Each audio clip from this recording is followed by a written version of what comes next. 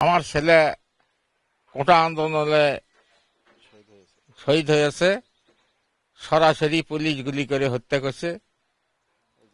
এই জন্য আমরা তাদের বিচার চাই, সুনির্দিষ্ট বিচার যেন হয়, তাদের ফাঁসি হয়। হত্যা করার অনুমতি দিয়েছিল যে গুলি চালাও, সেই পরিপ্রেক্ষিতে আমার ছেলেকে শহীদ করে দেওয়া হয়েছে গুলি করে। তার উপযুক্ত বিচার আমরা চাই, তাদের যেন ফাঁসি হয়। ওদেরা হুকুম দিছে গুলি করার জন্য, এই কারণে পুলিশ গুলি করছে। এই জন্য ওদের কাছে ওদের বিচার চাই, বিচারে ফাঁসি চাই। আমার ছেলের মতো আরো হাজার হাজার মানুষক গুলি করে হত্যা করছে। কারো হাত গেছে, কারো পাও গেছে, কারো চোখ গেছে, তারা এখনো হসপিটালে কাতরাইতেছে।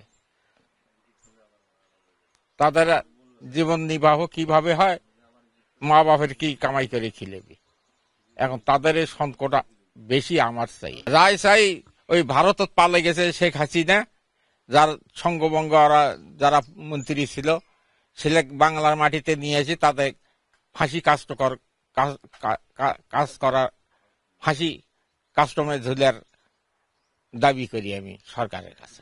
সবারই বিচার চাই, এই চাই যে আমার ছেলে হত্যা করেছে, হুকুম দিছে, ফাঁসি চাই।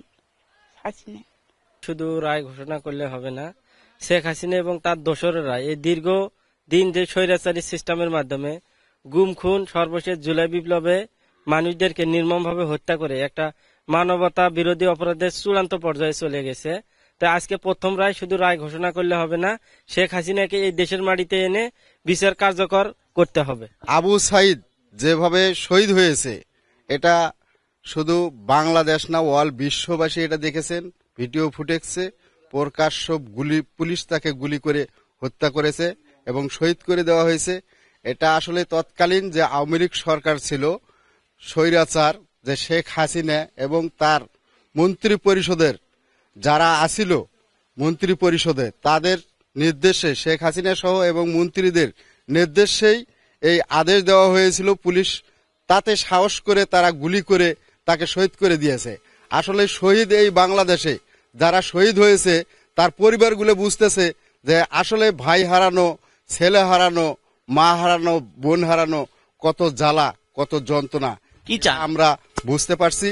কিন্তু আসলে তাদের আমরা রায়, এমন একটি রায় চাই যে সে যে দেশেই থাকুক, পলাতক থাকুক, তাদেরকে এই বাংলাদেশে নিয়ে এসে ফাঁসির আদেশ দেওয়া এবং ফাঁসির দড়িতে ঝুলিয়ে এই বাংলার মানুষকে একটা পরিচয় করে দেওয়ার দরকার যে স্বৈরাচারের কি বিচার হতে পারে। আজকের রায়টা আমরা চাচ্ছি যে হাসিনা সহ যারা এই হত্যাকাণ্ডে জড়িত ছিল তাদের সর্বোচ্চ শাস্তি ফাঁসি আমরা প্রত্যাশা করি। এবং তারা তো মানবতা বিরোধী অপরাধ করেছে, গণহত্যা চালিয়েছে, এই জন্য আমরা তার ফাঁসি কামনা করছি। এবং সে যে বাহিরে পালিয়ে আছে তাকে দেশে নিয়ে এসে শাস্তিটা কার্যকর করতে হবে।